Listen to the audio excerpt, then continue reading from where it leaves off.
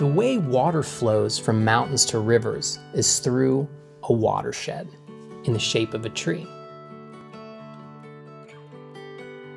Water falls on the land and forms the headwaters of streams.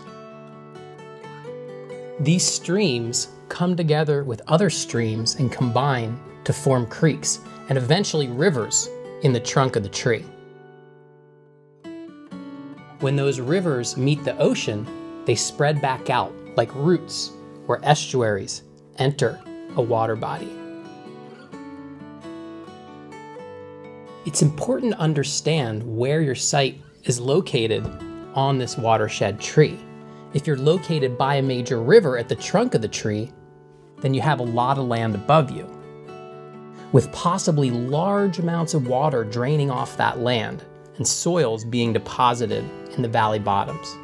If your site is high in the watershed, you're dealing with smaller flows of water and more shallow soils, which have eroded over time to fill in the valleys below. Every location within the watershed has its assets and liabilities. One is not better than the other, but you would employ different strategies in uplands, lowlands, mountains, foothills, and valleys. So first, you need to understand where you are within the watershed tree. It's also important to understand the entire landscape is made up of watersheds.